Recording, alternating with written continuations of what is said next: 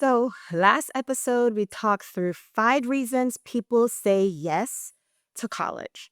But here's the thing, for every person who feels excited about saying yes, there's someone who feels just as confident saying no.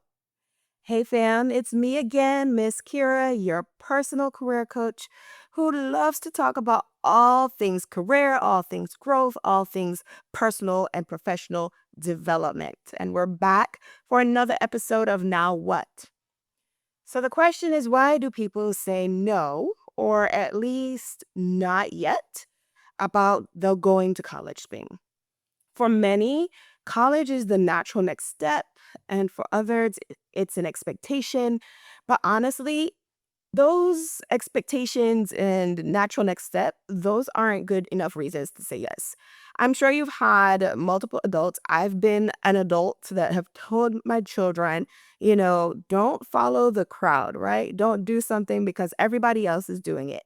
So, why should you start ignoring that advice now? It is perfectly good advice. So, today we're flipping the script and we're talking about the legitimate and thoughtful reasons people choose different paths. Because saying no to college is not giving up on your future. That's not what that means. It's choosing a different route to get to your future. So, let's dive into why some people look at college and say, that's not my path right now, and how they may go about making that choice and really giving like thoughtful reasons for that, as I said earlier. So here's reason number one, and I'm sure you're already thinking about this. Picture this, you're scrolling through college websites, you're doing it at school, maybe at home, on your phone, and every click shows another number: tuition, fees, housing, books, meal plans, that cost of attendance. And you start adding it up and realizing you're looking at a cost of a really nice car, that car that you've been wanting to get from place A to place B every single year. For a lot of people, that math is just not mathing, right? It doesn't add up. So maybe you might be one of those people who have watched an older sibling or an older relative stress about loan payments, or maybe your family is also stretched thin, and the idea of starting your adulting in college with that much debt feels scary, and even more scary than it does exciting, right? Um, now, I will be honest. Some people will say, well, what about scholarships, right? That's a valid point, especially because here in Florida, we have bright futures. And for a lot of students, that absolutely can cover tuition and fees. And no, that would be a huge help. So if money is your main issue, make scholarship hunting a part of your plan and make it a part of your plan early. But here's the other part that people don't always talk about, right? Bright Futures and even some other scholarships, they don't pay for the all the costs of attendance, right? So housing, meal plans, transportation, parking, those everyday costs of living as a student, that can still add up to a couple $1,000s each year. So, and then on top of that, right? You Not everybody qualifies, right? Scholarships are not handed out to everybody. And not only that, you got to keep the scholarship once you're offered it, right? GPA test score requirements are real, and if you lose it halfway through, you're on the hook for that money and you're paying the full price. So even with scholarships, money can still feel like a major barrier. For some students, it just makes more sense to earn money first or to choose a path that gives them income right away, for whatever reason that is, before they feel comfortable thinking about college. Choosing to say no because of money isn't giving up. It's being realistic about what you can handle. And some people would rather work for a few years, save up, then go to college debt free. Others decide to invest that money differently, maybe starting a business or learning a trade or getting certifications, or, maybe it's not big 4-year college, but it's 2-year college. There are many routes, again, that you can take to continue your learning post high school. So the key question here is, would you rather bet on college now and deal with the debt later? Or would you like to build your foundation first and then decide? There's absolutely no wrong answer, just different approaches to the same goal. Okay.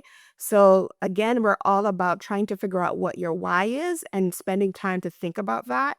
And then discussing that option with people who have been there and done that and are experts. There's tons of advisors that can help you. So, reason number two, we got to be real about something else. You have just spent the last 12 years in classrooms. Some of you are exhausted, right? Some of you are burnt out and you just need a break from academic pressure. And you know what? That's also valid.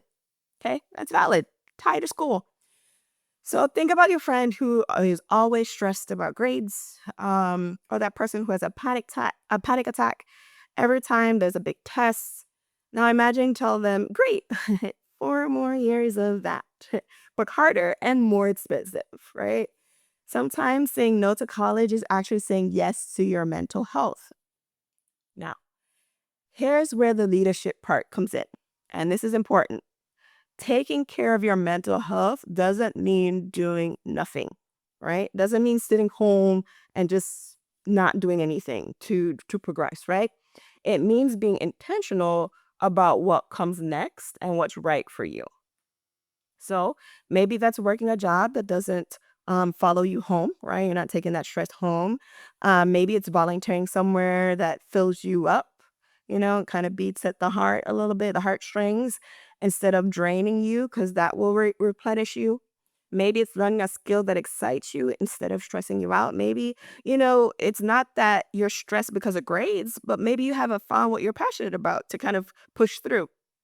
So the goal isn't just to feel better. It's about, feeling better while still moving towards independence and building your future. Does that make sense? Okay. All right. So one and two, now it's three. I want to give you another scenario. You're sitting in your counselor's office, your school counselor's office, and they ask, what do you want to major in? And your brain is just like it cut out blank. Have no clue. You have no idea.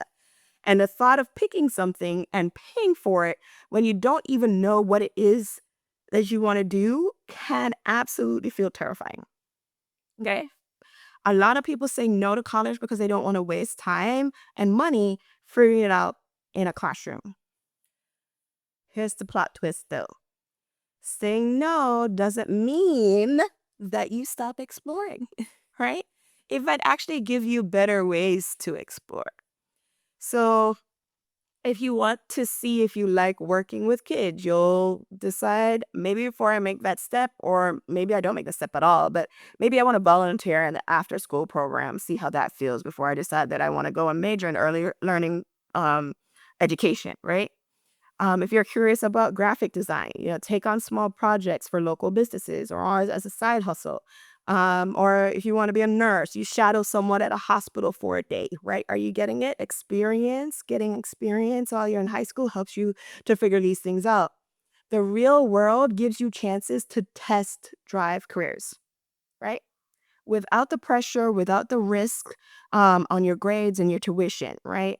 You might discover you love something that you never considered, or realize that your dream job that you thought you liked isn't actually for you. So here's some questions for you to ask yourself. Does exploring through real world experience sound more appealing, right, than exploring through textbooks and lectures? Okay. At least initially, because you can get a lot of that in at college too. All right. So reason number four. Imagine two people who both want to work in tech. Okay. Person A spends 4 years studying computer science. Person B spends 6 months in a coding boot camp, gets certified, and starts working right away. Okay. Fast forward 2 years. Person A is just graduating with debt, and person B has been earning money, building experience, and developing real world skills. Okay. More and more people are realizing that college isn't the only way to get educated. There's trade schools and apprenticeships and online certifications and boot camps. There are tons of ways to build schools that connect directly to jobs. Have you explored them? Okay. Also, those are for everybody, and not every employer values that, right? But it's an option. The difference here, I think, is really focus. Instead of spending 2 years on general education requirements, right? You dive straight into what you want to learn instead of Maybe focusing and building up theoretical knowledge, you get hands-on practical experience. This path appeals to people who learn better by doing, right? And who want to start earning sooner, or who just prefer a more direct route to their goals, right? And that's valid as well. What type of learner are you? Okay. And, what is that path that you see for yourself? That'll help you kind of make that decision. Reason number 5. Sometimes the reason is really simple. College just doesn't feel like you. Maybe you visited a campus and felt completely out of place. Maybe the whole culture, the parties, the dorms, the academic competition, for some of those larger universities just doesn't match your vibe. Maybe you're more of an independent person who learns better on your own schedule, and you don't want to be pressured to finish by a certain time, and that's okay. Not everyone thrives in the same environment. That's real. Here's the thing to remember though. Not all colleges are the same, right? They're not cookie cutter. So if the big state school feels overwhelming, maybe a smaller community college feels better. If the party atmosphere turns you off, maybe there's a quieter campus that fits your style. There is a college flavor for everybody. So if you say no and that is your reason, just make sure that you're shopping around first so that you know, okay, really and truly college isn't for you. Okay? Um yeah, cuz there might be one out there. Now, the big difference between no and not yet. Let's talk about that, because that could be a whole conversation. But I think I just really want to let you know that saying no doesn't have to mean never. And maybe that's a way that you can frame it to some of the people in your life that that you may feel are pressuring you to say yes right away. So think of it like this. You're at a restaurant and the waiter brings out a dish that looks amazing, but you just ate a huge lunch, so you're not hungry right now. You don't say, I hate food and I'll never eat again. That doesn't make any sense, right? You just say, not right now, thanks, maybe later, right? That's the difference between no and not yet. Not yet might mean I want to work for a year, save money first, or I want to find a job that will pay for my college for me. I need to figure out what I actually want to study before I make that investment because, yes, it is an investment, whether you're using scholarship and free money or not, it still is an investment of time, your resources, and all of that. Maybe it's I want to get some real world experience before I go back to school. I need to take care of mental health first. All of those reasons that we talked about. A no can absolutely mean not yet. Okay. Just make sure, here's a kicker, not yet comes with a plan. You're not just avoiding college, you're choosing something else that moves you forward. Okay. So you can't just say no and then do nothing. Okay. I'm going to put that out. No doesn't equal doing nothing. That's like taking off your shoes because they don't fit and then walking barefoot on concrete everywhere you go. Sure, you're moving, but you're going to hurt yourself at some point, right? So you don't want to just do nothing, okay? Instead, you take off the shoes that don't fit and you find ones that do. Get an analogy?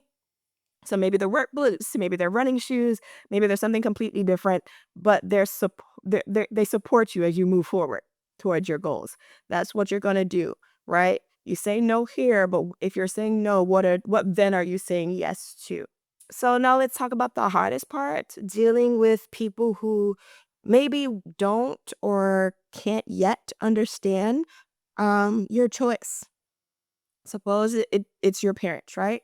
When your parents have been talking to you about when you go to college, right? Or your whole life saying, um, I'm not going, right? Can feel like dropping a bomb on them. And when your friends are all posting their acceptance letters and they're choosing a different path than you, that can feel lonely. So remember in these times that this is your life, your way. You're the one who has to live with the decisions that you make, right? And pay for them and deal with the consequences. A choice that's right for your friend might be wrong for you. And that is perfectly normal and okay. So the best defense for your decision is having a good plan. When people ask what you're doing instead, have an answer. When they worry about your future, show them how you're building towards it, right? So let's recap. People say no or not yet to college because one, the financial burden doesn't make sense right now. Two, they need to prioritize their mental health and how they are learning and growing and making sure that they're well, so that they can be the best that they can be in whatever that next step is for them. Three, they want clarity before investing because it is an investment and they want to make sure they understand what the ROI or the return on that investment is going to be. Next, they may prefer hands on learning or more direct routes, which may lead to alternative paths that college may not provide. And then the college environment, right? That might not feel like the good fit for the ones that you have seen. So your now what challenge this week, if you're leaning towards no or not yet, write down what you're choosing instead. Okay? Not just what you're avoiding, but what you're moving toward. Then ask yourself, does this plan honor what matters to you the most while you're still building your future?